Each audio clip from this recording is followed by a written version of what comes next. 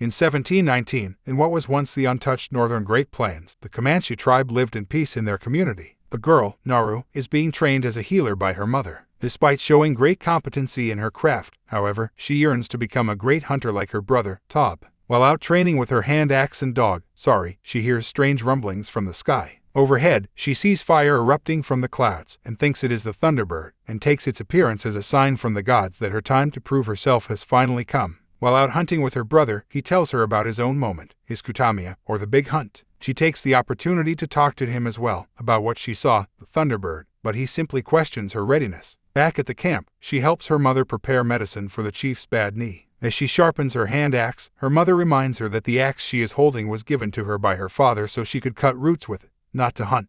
After giving Sari a treat, her mother tells her that she should give up trying to hunt and instead focus on her many other great skills, such as healing, which is proven by how easily she noticed that her mother hasn't added in a key ingredient in the medicine she was making, orange tatsuya. Meanwhile, her brother arrives with the red-tailed bird he hunted while out with Naru, much to their mother's pride. Tabi and Naru joke around a bit before her mother sends her out to grab some orange tatsuya in the woods. As she does so, in the distance, the thing that Naru saw passes by the sky once again. But it's no Thunderbird. Instead, it's a high-tech alien spacecraft capable of making itself invisible. And that isn't all. A tall, humanoid creature, also capable of camouflaging itself on command, arrives in the forest. Back at the camp, as Naru finishes her foraging duties, the hunters from her tribe round up to rescue Puai from a mountain lion. Naru quietly follows behind, much to the annoyance of the rest of the men, who treat her coldly for being a woman. But her brother vouches for her, telling them that she should stay with the party because she is a good tracker and knows medicine that could save Puai's life. Meanwhile, deeper in the forest, an invisible foe stabs and violently skins a snake. As the party keeps searching, Sari leads them to Puai's injured body. As the men work together to make a makeshift stretcher, Naru gives Puai life-saving medicine, including orange tatsuya, to cool his blood and stop the bleeding.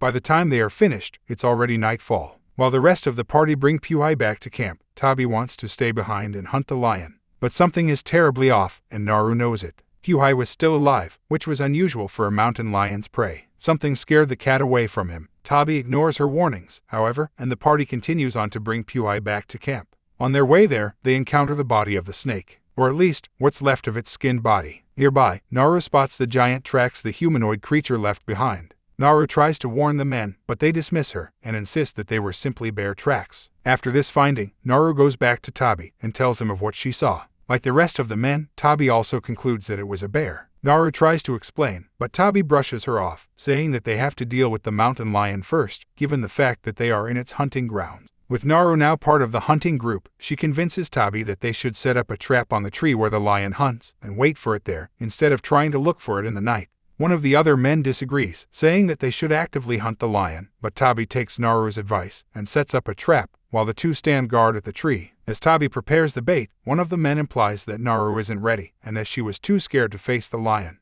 But as he taunts her, the lion suddenly jumps out from nowhere and slashes him. It climbs back up in the trees and backs Naru to the edge of the branches. Despite feeling that this was finally her kutamia, Naru falls to the ground and hits her head, but not before hitting it with a spear. When she awakens, she's back in their camp. Tabi had to carry her home, according to her mother. She tries going back, but as she leaves, Tabi returns, carrying the head of the lion. He presents it to the chief, who names him the new war chief. Everyone is happy, except Naru. She knows that there was something else out there bigger than the lion, but no one is listening to her. Not even her brother, who once believed in her capabilities. Instead, he dismisses her, reminding her that she wasn't even ready to face the lion herself. With that, she sets out of camp, along with Sari, in search of the beast, eager to prove herself to everyone. Meanwhile, out in the field, we see the creature using its heat vision to observe a wolf hunting a rabbit.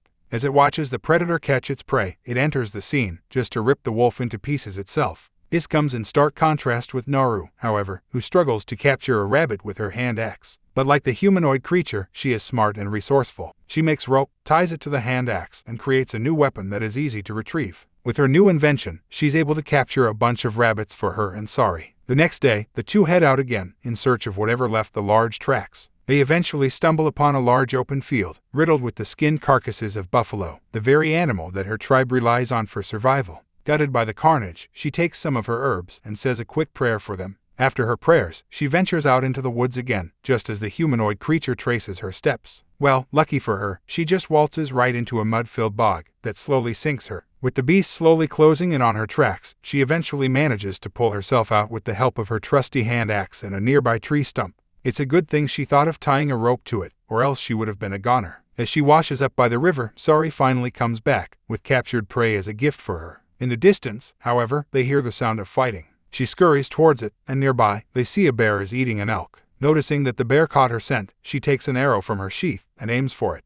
And since it's her lucky day, the wet bowstring snaps, and the bear spots her. It runs fast towards her, and like the good dog that she is, Sari lures the bear out of her way, so she can have time to repair her bow. Right on cue, Sari runs back, with the bear still in tow, but instead of stopping by Naru's side, she just bolts right past her. Realizing that the bear is coming in hot, she runs in the same direction as Sari, and dives into a beaver dam, in hopes of getting protection. As the bear pounces at the dam to get Naru, it pauses all of a sudden. Moments later, it gets attacked by the invisible humanoid creature, right before Naru's eyes. She watches it pounce and later gut the bear in one fell swoop. As if to flex its victory, it carries the bear over its head, pouring blood all over it, allowing Naru to see just how large and menacing this creature truly is. Strangely enough, though, as it watches Naru swim away, it doesn't chase after her. She eventually comes across a group from her tribe looking for her. She tries warning them that there is something else out there, but they won't listen. Instead, they gang up on her and tie her hands after she tries fighting back. But oh man, they should have listened. Not long after they capture her, they hear rustling nearby.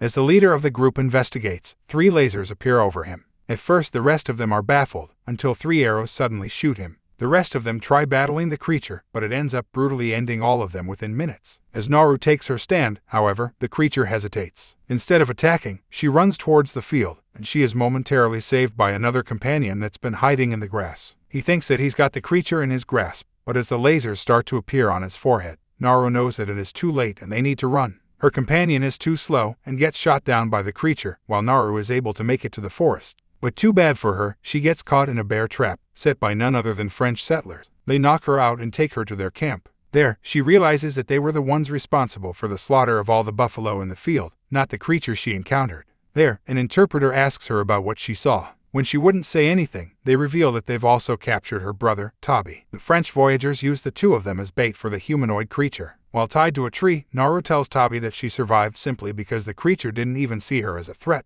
It was there that she realized that it was on a hunt for the most dangerous creature, and it wasn't her. This prompts Tabi to tell her that the reason he was able to hunt the lion at all was because she weakened it. Her plan worked. Just as they were talking, the creature appears, lured by the thought of the predators, Aka, the French, who were trying to use the 2 as bait. It murders each one of them one by one, and with that, Naru hatches a new plan. She tells Tabi about a beaver that chewed off its own leg, before cleverly using a bear trap to cut their binds loose. Once they're free, Tabi goes out to fetch a horse, and Naru goes back to the French camp to rescue Sari. As the creature finishes its slaughter in the field, back at the camp, Naru shoots some of the other French voyagers standing guard, and frees Sari. As they both make their way out, however, the interpreter reappears, and begs Naru for help. In exchange, he offers to teach her how to use a gun. She gives him medicine to ease the pain in his severed leg and to stop the bleeding, and she feeds him some orange tatsuya to cool his blood. As she does that, she hears the creature approach the camp. She leaves the interpreter where he is, and gets into position. In a panic, the interpreter tries crawling away, but realizing that the creature is already there, he feigns lifelessness. Naru watches this, and realizes that the creature uses heat to see. Since she fed the man orange tatsuya, it couldn't see him lying on the ground directly in front of it.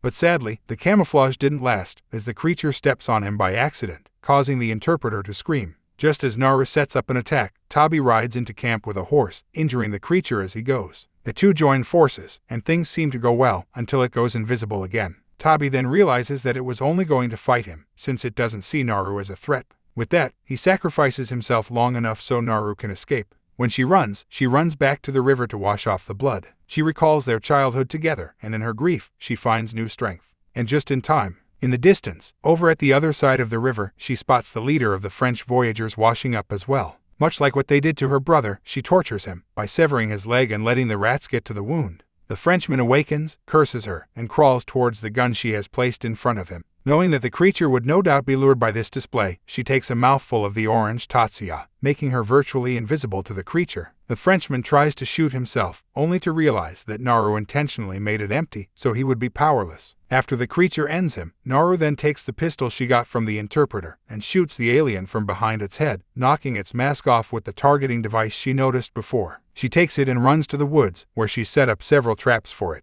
But even as she uses her tricks against it, the creature almost ends up finishing her. In the entire fight, she uses her quick thinking to sever its arm, and when it almost beheads her, she uses its fang to stab its face. When she's finally free, she notices Sari patiently waiting with her hand axe. She commands him to fetch her the weapon, which she uses to injure the creature's knee and bind it with the rope. She pulls, and down the creature goes, down to the very same bog she fell into before. But it isn't over yet. The creature isn't going to give up that easily. It gets up from the mud and points its spear at her face, but the targeting device from the mask, which she cleverly set up by the bog to point at the creature, points its laser directly at it. The creature shoots, and the spear shoots straight into its head. She later uses its green blood to paint her face, before bringing its severed head back home. There, she is proudly heralded as the new war chief, and she tells everyone that they need to go soon.